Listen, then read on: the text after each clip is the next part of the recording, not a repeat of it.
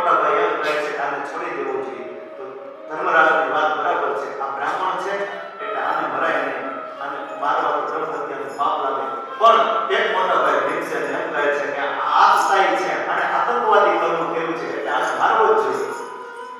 એટલે હે બાપ મારવી એવું કેવું છે, આને મારવો જ જોઈએ. ત્યાં તો ભીમસેને તાકી આપી, બરાબર છે દ્વારકાના, તમે મારા મતના છો, આને મારવો જ જોઈએ. ભગવાન કૃષ્ણએ કહ્યું કે હા ભાઈ ભીમસેન, આને મારવો જ જોઈએ, પણ આ બ્રાહ્મણ છે એટલે આનું મૃત્યુ શિરચ્છેદથી નહીં પણ શિખાચ્છેદથી કરવાનું રહેશે. કોઈ બ્રાહ્મણ કે કોઈ તપસ્વીના મસ્તક ઉપરથી શિખા એટલે કે ચોટલી કાપી દેવી ને એના મૃત્યુ સમાન છે.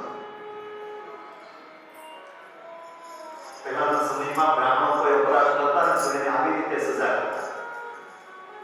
કારણ કે આ દેહ દેવાલયની આ શિખા છે ને એ એમની ધ્વજા છે.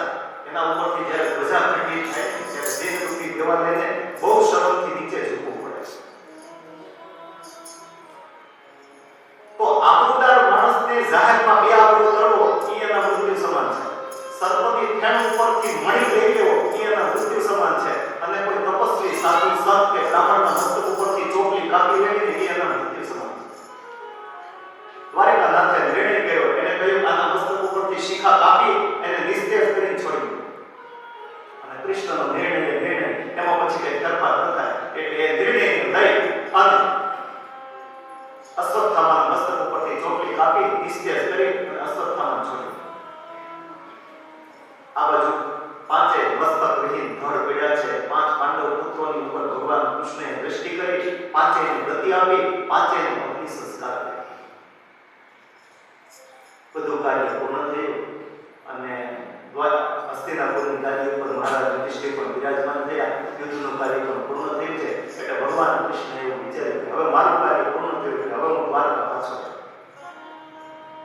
ભગવાન કૃષ્ણ બધાની રજા લઈ અને દ્વારકા જવા માટે જ્યાં રથમાં પગ દેને ત્યાં એક સ્ત્રી દોડી જાય. દ્વારકાના મને બચાવો, નર મૃત્યુ થાય એનો મને ડર નથી, મારા ઉદરમાં રહેલા ભાવને બચાવો. હવે સૌ કોઈ દ્વારકાનાથને વિદાય આપતા હતા અને એમાં બચાવો કરતા કોઈ વ્યક્તિ આવ્યો એટલે અવાજની દિશા તરફ સૌએ દૃષ્ટિ કરી. જોઈ તો એક સ્ત્રી દોડી આવે છે. કોણ છે? એ છે વડીલો અભિમન્યુની પત્ની ઉત્તરા. હાથકોઠાના યુદ્ધમાં અભિમન્યુ તો મૃત્યુ પામ્યો છે, પણ એની નાની એવી ફૂલડા જેવી સ્ત્રી ઉત્તરા, આ હજી તો સંસાર શું કહેવાય એની ખબર નથી. ત્યાં તો વૈધવ્યનું દુઃખ કપાળમાં થાય. આપણે એમ વિચારીએ કે આપણા જીવનમાં દુઃખ આવે છે, પણ તમે જુઓ આ પાંડવોની તદ્દન નજીક પરમાત્મા હતા છતાં એના જીવનમાં દુઃખ કેટલું. આ ઉત્તરા એ વિધવા છે અને એની સાસુ દ્રૌપદી એ સૌભાગ્યવતી છે. અને હજી આ બધું જોવા માટે સાસુના સાસુ મતલબ કે કુંતામાં હજી બેઠા. કેટલું દુઃખ જીવનમાં વિચાર કરો. અને આપણે સવારમાં ઉઠીને બે માળા કરતા જીવનમાં દુઃખ આવે તો માળા કરતા ભગવાન અમે ડોળા કાઢીએ, હું માળા કરું છું મને દુઃખ કેમ? અરે આવશે. જે વ્યક્તિ માળા કરે એના જીવનમાં પહેલા દુઃખ આવશે કે જે વ્યક્તિ સાધનાની શાળામાં દાખલ થાય એનું સમયના અંતે પરીક્ષા લેવામાં આવે છે, પણ એની રજૂઆત પરમાત્માને કરવાની જરૂર નથી. પરમાત્માએ જો પરમાત્મા તો કોઈને દુઃખ આપતા જ નથી, પણ આપણા કર્મના ફરી કંઈક દુઃખ આવે તો એ દુઃખ આ કઠણ થઈને ભોગવી લેવું. એ જે પરીક્ષા આવી છે એ પરીક્ષામાં ઉત્તીર્ણ થવું, એમાં પાસ થવું.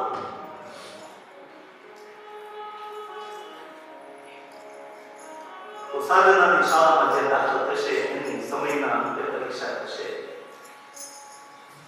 ઉત્તરા દોડી ભગવાન કૃષ્ણ પાસે આવી કહ્યું, હે દ્વારકાનાથ, મામે ગર્ભોથી પાત્યતા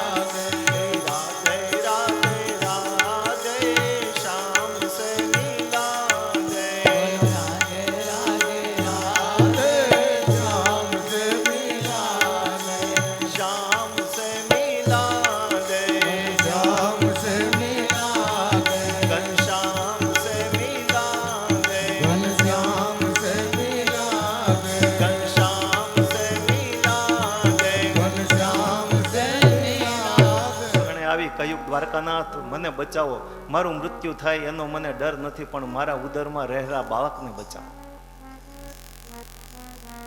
ભગવાન કૃષ્ણ દ્વારકા જવાની તૈયારી કરતા હતા. એકદમ રથમાંથી નીચે ઉતર્યા, સુદર્શન ચક્ર છોડી અને 5 બાણ જે 5 પાંડવોને મારવા માટે આવતા હતા ને એને વચ્ચેથી કાપી નાખ્યા.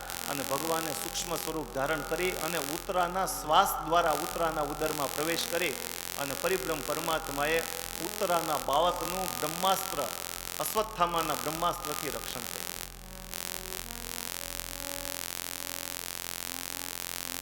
નાનું એવું સુદર્શન ચતુર્ભુજ સ્વરૂપ ધારણ કરીને પરમાત્મા ઉત્તરાના બાળક પાસે રહ્યા છે. પછી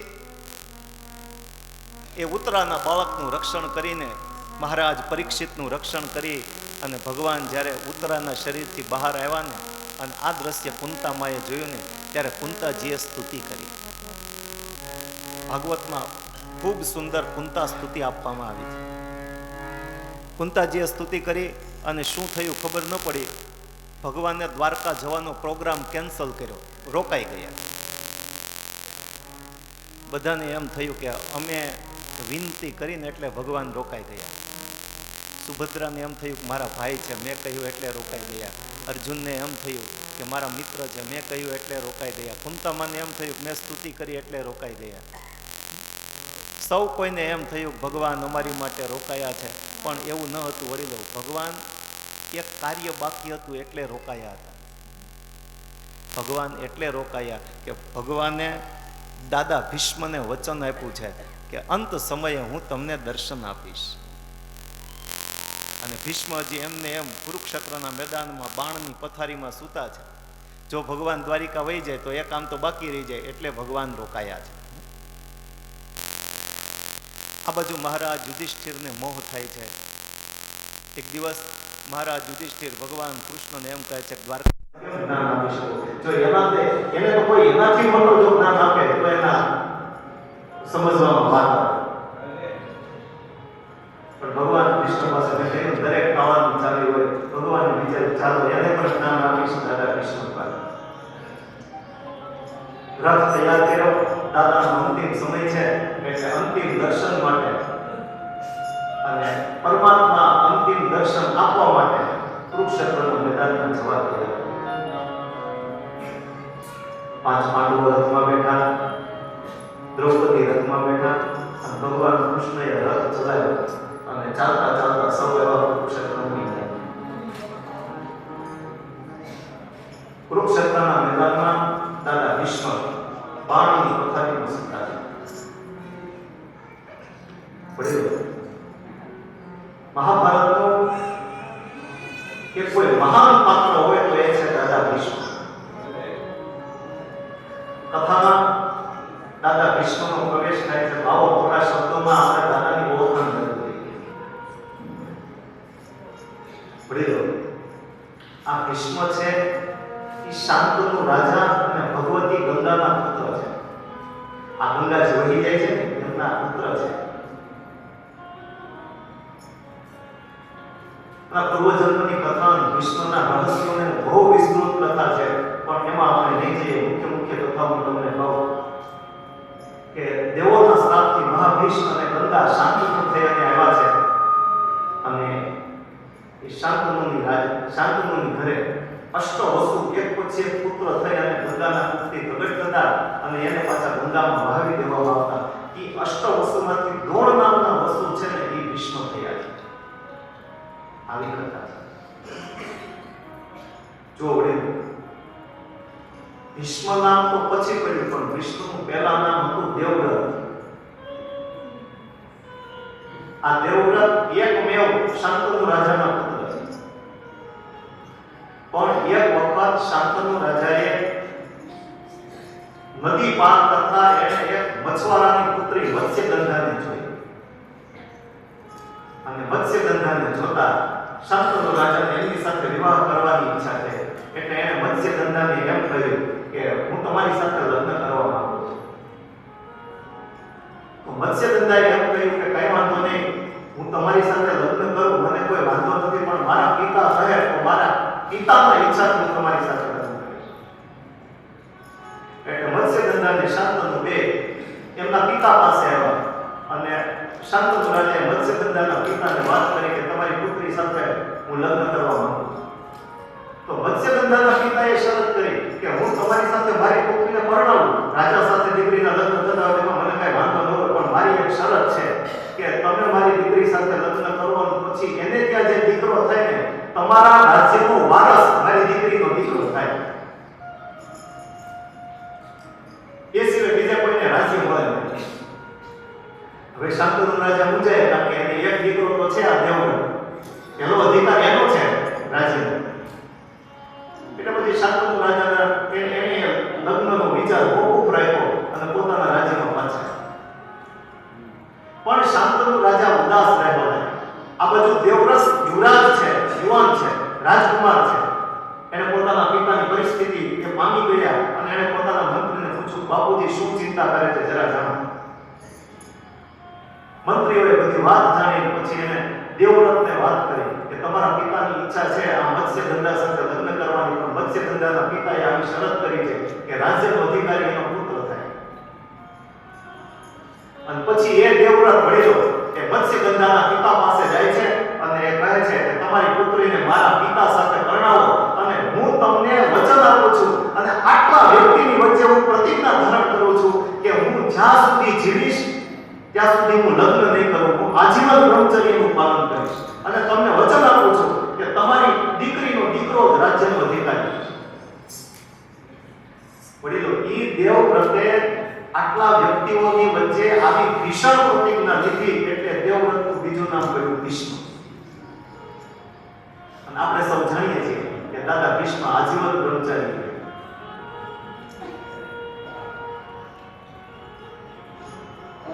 દાદા એવા બ્રહ્મચારી છે કે આ આકાશ, વાયુ, તેજ, જળ અને પૃથ્વી પાંચમાંથી એકેય તત્વને દાદાના શુક્રનો સ્પર્શ થયો નથી. આવા મહાન બુદ્ધવરતા છે, આવા મહાન બ્રહ્મચારી છે. ભીષ્મ એ ભીષ્મ છવડ્યું. ભાગવતના ભીષ્મ અને રામાયણના ભૂષુંડી બે ઈચ્છા મૃત્યુના વાલી છે. જ્યાં સુધી એ ઈચ્છે નહીં ત્યાં સુધી એને મૃત્યુ પણ આવે નહીં.